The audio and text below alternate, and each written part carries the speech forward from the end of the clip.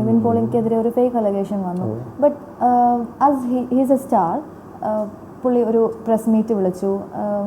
He was ready to prove അല്ലേ, എല്ലാവർക്കും മുമ്പിൽ വന്നു. I'm ready to fight എന്ന് പറഞ്ഞു, പ്രൂവ് ചെയ്തു.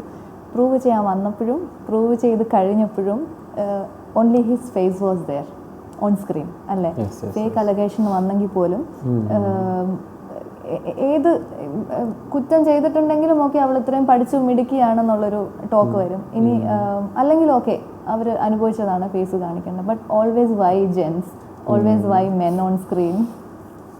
ഞാൻ ആക്ച്വലി ഇതിനെ പറ്റിയിട്ട് വീഡിയോ ആ സമയത്ത് എല്ലാ ടൈമിലും ചെയ്തിട്ടുണ്ടായിരുന്നു. നിവിൻ പോളിക്കെതിരെ അലിഗേഷൻ വന്ന സമയത്ത് സപ്പോർട്ട് ചെയ്തിട്ടുണ്ടായിരുന്നു. അതുപോലെ തന്നെ അതിൻ്റെ വിധി വന്ന സമയത്തും ചെയ്തിട്ടുണ്ടായിരുന്നു. ഈ സെയിം കാര്യം പറഞ്ഞിട്ട് തന്നെ ചെയ്തിട്ടുണ്ടായിരുന്നത്. അതായത് ആ പരാതി കൊടുത്ത ആളെ എവിടെയും കാണുന്നില്ല നമ്മൾ. പക്ഷേ ആ പരാതി ആരോപണം ഉന്നയിച്ച വ്യക്തിനെ എല്ലായിടത്തും സ്ക്രീനിൽ കാണിക്കുന്നു, സോഷ്യൽ മീഡിയ മൊത്തം നിറച്ച് വയ്ക്കുന്നു. പക്ഷെ അപ്പോഴും ആ പരാതി കൊടുത്ത ആളെപ്പോഴും സേഫാണ്. അതൊരു ഫേക്ക് പരാതിയാണെന്ന് അറിഞ്ഞിട്ട് പോലും ആൾ സേഫാണ്, ആളുടെ മുഖം കാണിക്കുന്നില്ല. അപ്പോൾ അങ്ങനെ എപ്പോഴും അത് നമ്മുടെ സൊസൈറ്റി അങ്ങനെ ഒരു ജെൻസിന് അങ്ങനെ ഒരു കാര്യം ഒരു ടാഗ് ലൈൻ വെച്ച് ഏൽപ്പിച്ച പോലെയാണ്.